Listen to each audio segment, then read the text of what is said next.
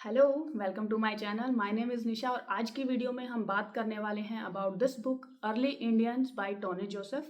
ये बुक बात करती है हमारी एंसेस्ट्री के बारे में, हम लोगों की हिस्ट्री क्या है, हम लोगों की स्टार्टिंग कहाँ से हुई, इंडियन पॉपुलेशन की डेमोग्राफी आज के टाइम पे जो है वो कैसे बिल्डअप हुई है। ये प्री हिस्ट्री की बात करती है जिसका कोई रिटर्न में हमारे पास एविडेंस नहीं है, but on the basis of archaeological सर्वे या अलग अलग तरह की जो साइंटिफिक रिसर्च हैं, जेनेटिक टेस्ट हैं, उन सब के बेस पर हमारी जो प्रेजेंट डेमोग्राफी है वो कैसे बिल्डअप हुई, प्री हिस्ट्री को हमारे सामने एक simple easy to understand language में खोल कर रख देती है ये बुक।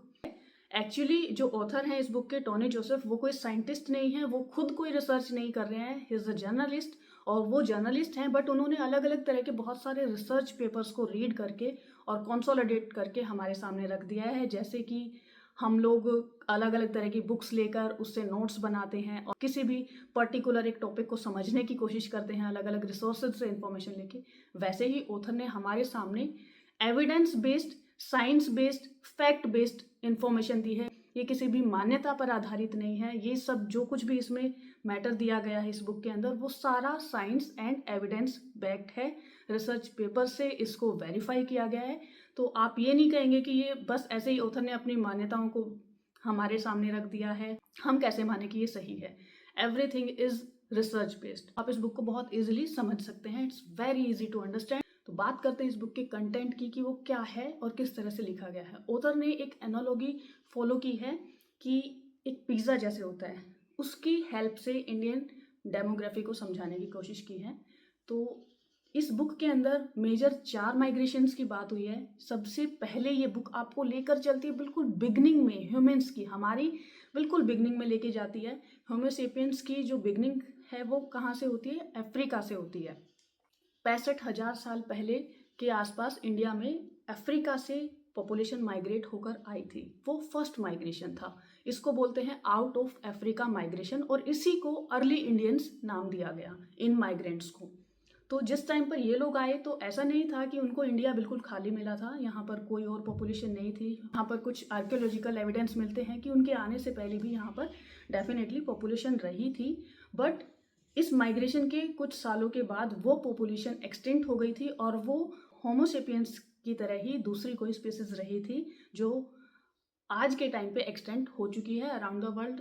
एक ही होमो स्पीसीज बची है, दैट इज होमोसेपियंस। ये जो फर्स्ट बेस बनता है इंडिया का, वो बनता है इनसे, अर्ली इंडियंस से। आज के टाइम पे जितने भी इंडियंस हैं उन सब में अराउंड 50 to 60% इन लोगों का डीएनए मिलता है। सेकेंड माइग्रेशन जो होता है वो होता है जैग्रूज रीजन से, जो कि प्रेजेंट डे ईरान है, वहाँ से माइग्रेशन होता है और इंडिया में आते हैं अराउंड 7000 BCE। ये लोग जब माइग्रेट होकर आते हैं तो ये अपने साथ खेती की टेक्निक्स लेके आते हैं। खेती की टेक्निक्स ऑलरेडी इंडिया में जो पॉपुलेशन रह रही थी अर्ली इंडियंस की, उन्होंने भी अपना डेवलप कर लिया था, बट वो अपनी टेक्निक्स लेके आते हैं और फिर ये मिक्स होती हैं ये टेक्निक्स एंड ये एक दूसरे से सीखते हैं और ये दोनों पॉपुलेशन एक दूसरे में मिक्स हो जाती हैं और ये बनाते हैं हड़प्पा संस्कृति, हड़प्पा सिविलाइजेशन, जो कि पाकिस्तान के बलूचिस्तान एरिया में मेहरगढ़ में स्टार्ट होती है। और यहाँ से फिर ये सिविलाइजेशन इतनी अच्छी तरह से डेवलप होती है। ये first ever Indian urban civilisation थी जो बहुत अच्छे से डेवलप हुई थी, बहुत विकसित सभ्यता थी ये। और फिर ऐसा कुछ होता है, क्लाइमेटिक चेंजेस आते हैं, एक बहुत बड़ा सा सूखा आता है जिसके कारण ये लोग उस जगह को छोड़कर माइग्रेट होना स्टार्ट हो जाते हैं। इंडिया के और पार्ट्स में, साउदर्न पार्ट में चलते हैं और ईस्टर्न पार्ट की तरफ चलते हैं। तो ये फिर जो बाकी अर्ली इंडियंस नीचे बचे हुए थे उन सब के साथ धीरे धीरे मिक्स हो जाते हैं। तो अब ये जो इंडियन पिज़्ज़ा का जो बेस था अर्ली इंडियंस का, उसके ऊपर जैसे सॉस लगा देते हैं पिज़्ज़ा पे, वैसे ये माइग्रेटेड जो पीपल थे, हड़प्पा संस्कृति जो बनी थी, ये हड़प्पा संस्कृति इसके सॉस की तरह काम करती है। तो ये पूरे इंडिया में फैल जाते हैं। उसके बाद थर्ड माइग्रेशन जो होता है वो बहुत ही कंट्रोवर्शियल है, क्योंकि इसके बारे में बहुत सारी हमारी जो मान्यताएं जुड़ी हुई हैं उन सब को ये ब्रेक कर देता है। It's about Aryan migration. Yes, Aryan migration को लेकर बहुत सारे कंट्रोवर्सीज हैं, क्योंकि हम लोगों का मानना है कि आर्यंस इंडिया में ही थे फ्रॉम द वेरी बिगनिंग। उन्होंने यहीं पर अपनी सिविलाइजेशन स्टार्ट की थी, यहीं पर उनकी संस्कृति स्टार्ट हुई थी और बढ़ी थी। लेकिन ये साइंटिफिक रिसर्च कहती है कि Aryans were not indigenous people, वो भी माइग्रेट होकर आए थे। और वो माइग्रेट होकर कहाँ से आए थे? वो स्टेपी रीजन से माइग्रेट होकर आए थे, जो कि पशुपालन करते थे इंडो आर्यन लैंग्वेज लेकर आए थे। और वो आज के टाइम पे रशिया या अफगानिस्तान वाले जो एरिया है यहाँ से माइग्रेट होकर इधर इंडिया में आते हैं। तो ये थर्ड माइग्रेशन होता है अराउंड 2000 BCE से लेकर 1500 BCE तक मेजरली माइग्रेशन होता है। और ये लोग आकर फिर उस टाइम पर हड़प्पा संस्कृति अपने डिक्लाइन पर पहुंच चुकी थी, वो आकर मिक्स होते हैं और फिर ये इंडियन पॉपुलेशन के साथ मिक्स होना स्टार्ट हो गए। एंड उसके बाद ये जो जिस टाइम पर आर्यन माइग्रेशन हुआ था, सेम टाइम पर दूसरी साइड से, ईस्टर्न साइड से भी माइग्रेशन हो रहा था ऑस्ट्रो एशियंस का। ये माइग्रेशन हो रहा था इंडो तिब्बतियन या इंडो बर्मिस पॉपुलेशन का, जो कि माइग्रेशन हुआ ईस्टर्न साइड से और वहाँ से नॉर्थ ईस्टर्न साइड से वो पॉपुलेशन बनती है। उसके बाद ये जब चारों माइग्रेशन हैं ये अलग अलग फेज पे या अलग अलग टाइम पर हुए हैं। लास्ट वाले जो दोनों माइग्रेशन है वो लगभग एक ही टाइम पर हुए थे, इधर से इंडिया के वेस्टर्न साइड से भी और इंडिया के ईस्टर्न साइड से भी अराउंड सेम टाइम पर हुए थे। तो ये बनता है जो इंडो आर्यन पॉपुलेशन आई थी वो यहाँ पर आती है, तो वो पिज़्ज़ा का चीज़ बन जाता है। और उसके बाद जितनी भी छोटे मोटे माइग्रेशन होते हैं स्मॉल स्केल पर, वो सब इंडिया डेमोग्राफिक पिज़्ज़ा की ऊपर टॉपिंग्स की तरह फैल जाते हैं। तो ये 4 मेजर माइग्रेशंस होते हैं जो आज की प्रेजेंट करंट इंडियन पॉपुलेशन को बनाते हैं। तो सबसे पहला क्वेश्चन, वो वी आर, हम लोग कहाँ से आए हैं, हमारी एंसेस्ट्री क्या है? तो इसका आंसर है वी ऑल आर माइग्रेटेड। हम सब लोग माइग्रेट होकर आए थे, कोई भी इंडिजीनियस नहीं है यहाँ पर।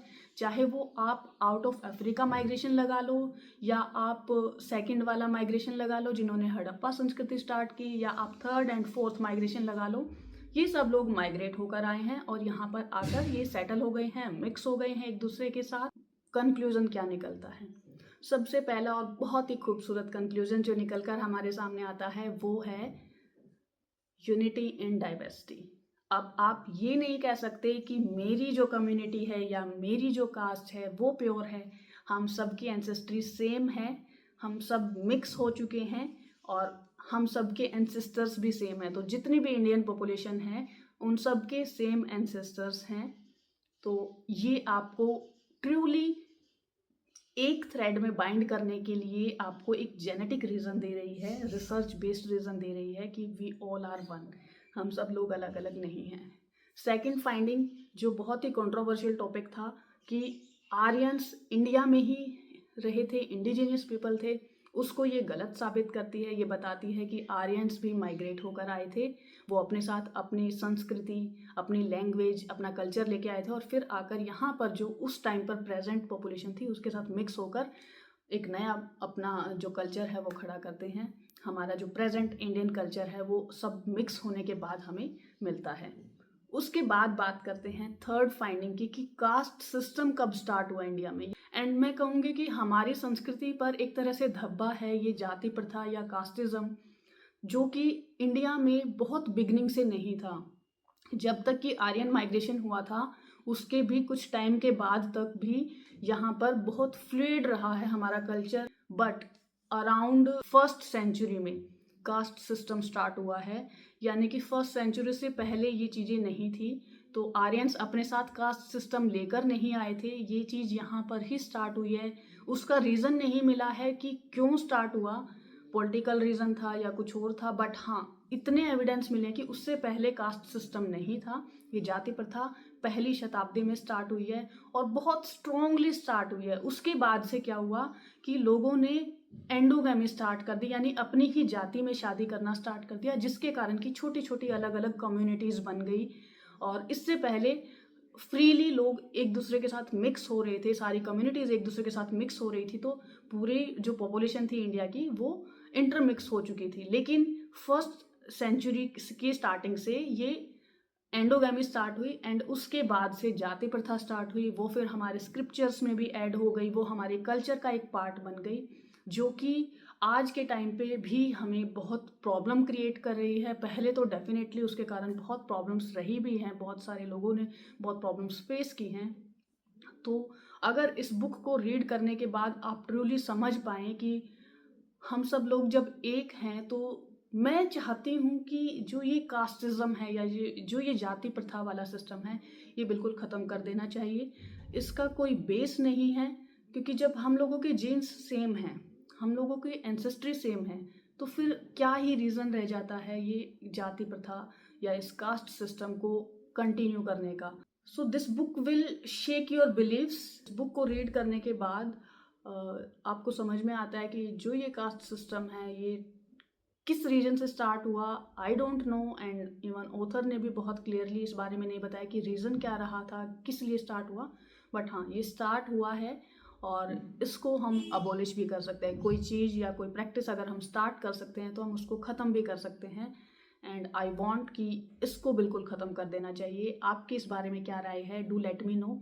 एंड ये जो बुक है, ये आपको ज़रूर रीड करनी चाहिए, क्योंकि ये आपके मिथ्स को ब्रेक डाउन करती है, ये आपको यूनाइट करने का काम करती है, ये बताती है कि हम सब एक हैं, यूनिटी इन डाइवर्सिटी बताती है, और आपको समझाती है कि किस तरह से हम सब की एंसेस्ट्री सेम है। तो I would say not only every Indian बल्कि every South East Asian should read this book. And that's it for today's video. We'll meet in next video. Till then, keep reading, keep learning. Bye bye, take care.